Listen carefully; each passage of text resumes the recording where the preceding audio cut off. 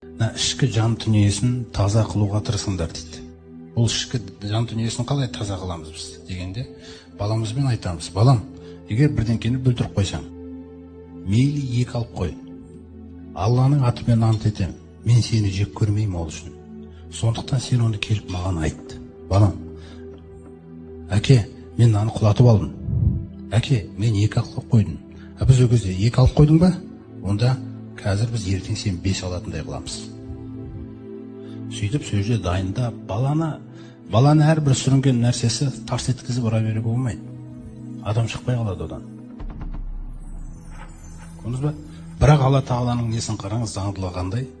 Сол жерде оған: балам, ертең 5 алатындай қазір дайындаламыз деп осыны таңдайсыз ба? Әлде өй ақымақ деп басынан ұрып соны таңдайсың ба? Екеуін де бөгемейді. Осы жерде адам адасады. Ұрып атқан қыздар бөгемейді. Неге? Өмірді реаліне қылғанда таңдау сенен шығып отыр. Қайсысын таңдайсыз? Баланы ұрып ақылды қыламайсыз ешқашан. Болды, сен оны сүмбірейтіп атсың, сүмбелек қылып атсың да, болды.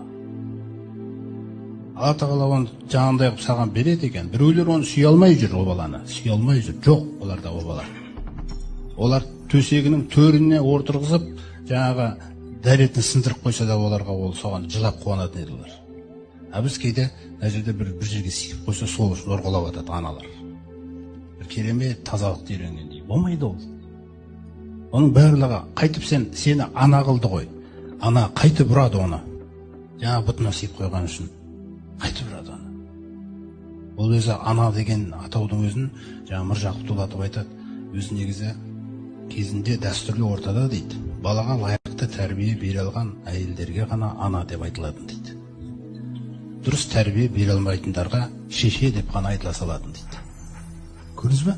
Соқтан ана, шеше деген сөз балама сөздер болғанмен, тәлім тәрбиесінде екі бөлек нәрсе да. Сондықтан жан тазалығы сен жасырма менен ешқашан. Бүлдіріп қойдың ба, бірдеңкені құлатып алдың ба, ренжітіп қойдың ба, екі алып қойдың ба, сен менен жасырма ешқашан. Не құрылы менен жасырмайсың, соғырлы мен сені жақсы көре берем. Осы нәрсе болу керек. Есіңде болсын, ешқашан жек көрмеймін сені. Мен қайта жылап қуанам. Шіркін-ай, Раббым осындай шындықты айтатын баланы сыйлағаныңа маған. Мектептен келген кезде де баламен мысалы жаңағы кіріп келген бетте 5 алдың ба деп сұрайсың. Кіріп келген бетте 5 алдың ба деп сұрайсың.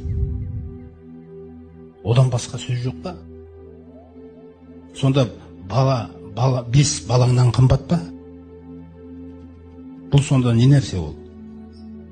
Сондықтан үйге келгенде: о, менің ер азаматым келді ғой, келе ғой, қардың ашқан шығар деп анасы әншеден не беріп, әңгімен өзі айта бастайды. Не алғанын, не алмағанын сөз ғой. Сондай мәселелер, соның бәрін ата-ана жағынан тәрбиеде үлкен қателіктер бізде кетіп жатқан.